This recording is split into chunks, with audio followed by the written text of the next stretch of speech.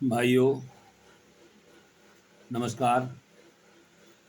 मैं आपको आज वर्ण की पूरी बात बताऊंगा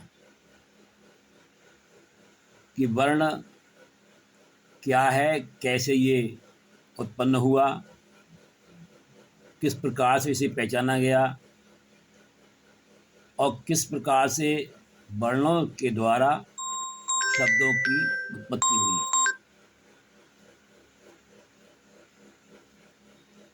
तो देखिए, पहली बात ये है कि प्रश्न ये उठता है कि वर्ण किसे कहते हैं। पहली बात तो ये कि वर्ण है क्या चीज़। तो वर्ण की सबसे छोटी इकाई, वर्ण जो है वो भाषा की सबसे छोटी इकाई होती है। पहली बात, प्राणी के मुख से निकलने वाली ध्वनि को दिया गया रूप वर्ण कहलाता है। इस चीज़ को आप अभी आगे समझेंगे कि किस तरह से ध्वनियों को वर्ण के रूप में बदला गया। उसके बाद में आती है बात कि वर्ण मुख्यतः कितने प्रकार के होते हैं। तो कहने का यहाँ मतलब ये है कि जो ध्वनियाँ आदमी के मुंह से निकली वो दो प्रकार की थी। एक तो वो ध्वनियाँ थीं जो कि स्वतः ही स्वतंत्र रूप से मुंह से बाहर निकली। एक कुछ ध्वनियाँ ऐसी भी थीं जो कि जिनको कि स्वर का सहारा लेना पड़ा तब बाहर निकली। तो ये जो है, पहला स्वर और दूसरा व्यंजन, ये दो प्रकार के वर्ण होते हैं। अब इससे आगे बात आती है कि वर्ण की उत्पत्ति किस प्रकार से हुई, मतलब वर्ण की जो रचना है वो कैसे हुई, ये बात आप जानेंगे। तो वर्ण की उत्पत्ति किस प्रकार से हुई। देखिए भाइयों, जब प्राणी के मुख से कई प्रकार की ध्वनियाँ निकली, जब प्राणी उत्पन्न हुआ तो उसके मुंह से कई प्रकार की ध्वनियाँ निकली। तो समय के अनुसार विचार किया गया कि इन ध्वनियों को किस प्रकार संजो कर रखा जाए। लंबे समय तक उन्हीं ध्वनियों का व्यक्ति जो था वो प्रयोग करता रहा प्राणी, और फिर एक समय वो आया जबकि इन ध्वनियों को एक आकृति के द्वारा दर्शाया गया, उन विचारों को आकृति के द्वारा दर्शाया गया। लेकिन ये जो बात थी आकृतियों वाली, ये बहुत ही समय लगने वाली थी। इसके बाद में इन आकृतियों को वर्ण के रूप में जाना, परंतु ये सुलभ नहीं था। इसके बाद में ये ध्वनियाँ दो प्रकार से निकलती हुई प्रतीत हुई। पहली तो जो स्वतंत्र रूप से बाहर आईं, इन्हें स्वर कहा गया। दूसरे जो ध्वनियाँ किसी स्वतंत्र ध्वनि से के साथ बाहर निकलीं और मुंह से बाहर आईं, उन्हें व्यंजन कहा गया। जैसे कि आप जानते हैं कि कोई भी व्यंजन आप बिना स्वर के मुंह से बाहर नहीं निकाल सकते। तो कहने का मतलब ये है कि अब यहाँ जो इसका राज खुलता है वर्ण का, वो यहाँ भाषा से खुलेगा। भाषा बताएगी कि किस प्रकार से वर्ण उत्पन्न हुआ। पहली बात तो ये कि भाषा है क्या चीज़। तो भाषा क्या है, ये अपने मन के भावों या विचारों को दूसरे तक पहुंचाने के माध्यम को भाषा कहा जाता है। कहने का मतलब ये है कि सभी प्राणी, जीव जंतु अपने जो भाव हैं मन के, उनको व्यक्त करने के लिए अपनी अपनी भाषा बोलते हैं, अपने अपने तरीके से एक से दूसरे तक पहुंचाते हैं। और क्या है कि यही जो माध्यम है अपनी भाषाओं को, अपने विचारों को दूसरे तक पहुंचाने का, इसी को भाषा कहा जाता है। आपने देखा होगा कि कई तरह की भाषाएं होती हैं, जो बहुत सी ऐसी होती हैं जिनको हम लोग नहीं समझ सकते, बहुत सी ऐसी होती हैं जो बाहर के लोग, कुछ लोग ऐसे हैं जो हमारी भाषा को नहीं समझ सकते। तो कहने का मतलब ये है कि भाषा को इस प्रकार से जाना गया। अब भाषा को कितने प्रकार से हम बांट सकते हैं, तो आप समझ सकते हैं कि जब लिखित रूप नहीं होगा भाषा का, तो उस समय क्या हुआ होगा कि लोग अपने मुंह से ही अपने विचारों को व्यक्त करते होंगे तरह तरह की आवाज़ें निकाल कर।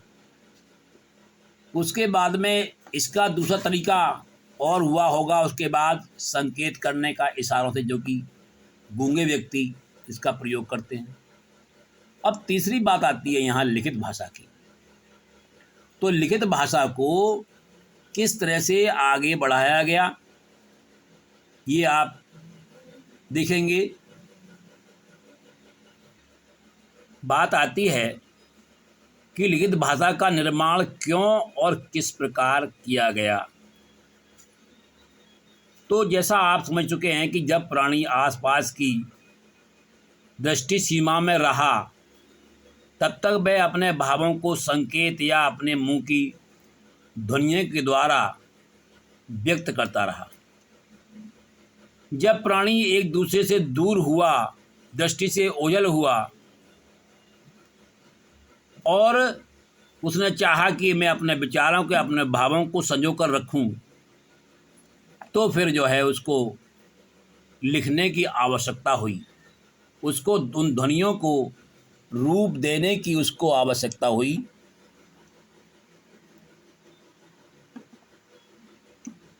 और फिर उन ध्वनियों को अलग अलग रूप दिए गए। जैसे कि एक ध्वनि सबसे पहले आ निकली, उस ध्वनि को उन्होंने एक चित्र के रूप में दिखाया। जैसा आप जानते हैं, आपने पढ़ा भी होगा आ के बारे में। ई की आवाज़ निकली, ऊ की आवाज़ निकली। तो जैसे जैसे उसके मुंह से स्वतंत्र रूप से ध्वनियाँ निकलती चली गईं, वैसे वैसे उन ध्वनियों को एक रूप दिया गया, एक संकेत के रूप में दिया गया, एक जो है उसका चित्र बनाया गया और उन्हीं चित्रों को फिर जो है शब्दों के रूप में परिवर्तित किया गया। अब इससे आगे आप जानेंगे कि शब्द क्या है। तो शब्द किसको कहते हैं भाई? तो शब्द जो है वो कई वर्णों को मिलाकर तैयार किया गया रूप है। क्या है? कई वर्णों को मिलाकर तैयार किया गया रूप, या हम यूँ कहें कि कई वर्णों के समूह से तैयार हुआ रूप शब्द कहलाता है। परंतु क्या है कि इनको हमने वर्णों को जो मिलाया तो दो प्रकार के शब्द बने। एक तो वे शब्द थे जिनको हम प्रयोग कर सकते थे, जिनको हम समझ सकते थे, जिनका कोई अर्थ था। इसको कहा गया सार्थक शब्द। कुछ शब्द ऐसे थे जो शब्द तो बने परंतु उनका कोई अर्थ, कोई महत्व नहीं था, तो उनको निरर्थक शब्द कहा गया। इसीलिए सार्थक शब्दों को ही शब्द की श्रेणी में रखा गया। इससे आगे बात चलती है कि शब्दों के द्वारा फिर आगे क्या हुआ। शब्दों के द्वारा फिर वाक्य का निर्माण हुआ। वाक्य कैसे कहते हैं? विभिन्न शब्दों को मिलाकर तैयार किए गए एक समूह को शब्द कहते हैं, जो एक भाव प्रकट करता है। वाक्य कहते हैं, क्षमा करना, वाक्य कहते हैं जो एक भाव प्रकट करता है, वो वाक्य कहलाता है। मतलब शब्दों का वह समूह जिससे कोई भाव प्रकट होता हो, वो वाक्य कहलाता है। वाक्य का निर्माण करने में जो शब्द प्रयोग किए जाते हैं उन्हें पद भी कहा जाता है। जैसे कि मोहन बुद्धिमान लड़का है, तो आप ये क्या है, ये सभी जो हैं इस वाक्य के पद हैं। अब ये पदों को क्या क्या नाम दिए गए हैं आगे, ये आप इससे आगे जानेंगे। और आपको ये अच्छा लगा हो वीडियो तो आप सब्सक्राइब करें और बार बार देखने का प्रयास करें, यही मेरी आपसे कामना है। धन्यवाद।